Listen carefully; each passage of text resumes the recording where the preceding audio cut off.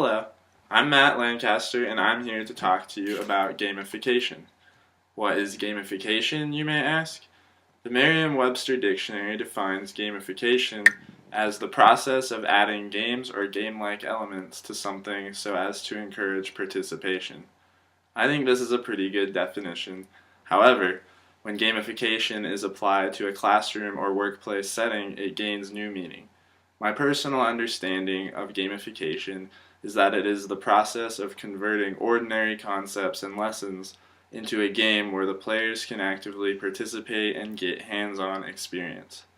Rather than sitting through a lecture or reading through pages and pages of material, learners can get the same benefits through gameplay, which is obviously the more enjoyable option. Throughout this semester, I've been able to experience gamification in the classroom firsthand. Many teams incorporated games or activities into their weekly presentations. These activities usually challenged the class to think critically about what they were just taught, and it was a lot more fun than sitting through a bunch of monotonous slideshows.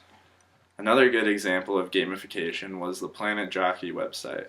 Planet Jockey offers a series of lessons on how to become a better manager. But the cool part about Planet Jockey was that there was a class leaderboard where you could see how well you stood up against the rest of the class. Answering questions correctly improved your overall score, while answering questions incorrectly deducted points. The point system and leaderboard created a sense of competition that really encouraged me to learn and make progress.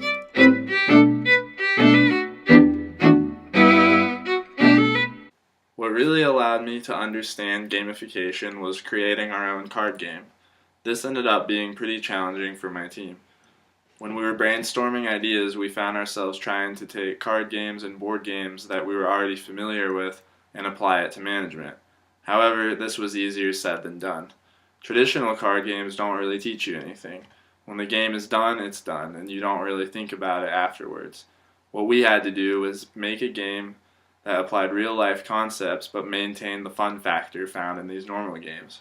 Exchanging ideas with my teammates and coming up with a functioning, playable game is what made me fully understand gamification.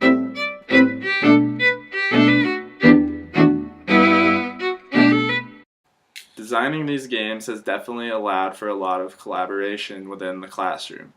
When we were still in the brainstorming process for the game, we had to build upon each other's ideas, accepting the ones that worked and rejecting the ones that didn't work.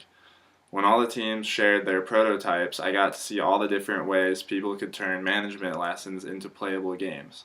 Plus, we were able to give and receive constructive feedback on how we could improve the game.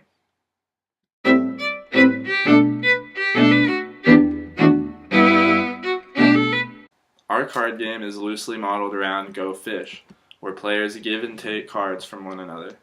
Each card has a description of a leadership trait, and the objective is to build a leader with the best combination of traits. The physical components of the game will include a deck of 42 cards, a game mat to place discarded cards, and an instruction sheet.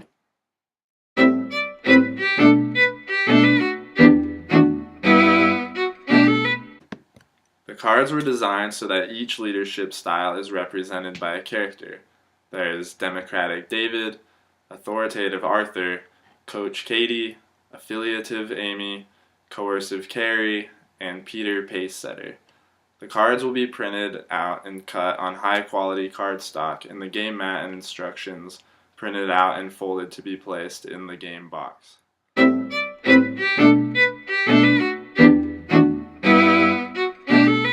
To wrap things up, gamification is a great way to teach management concepts in a way that is more fun and engaging.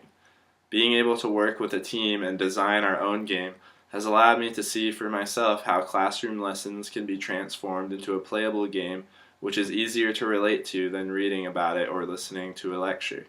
I hope to see gamification used more often in the future in both the classroom setting and the workplace.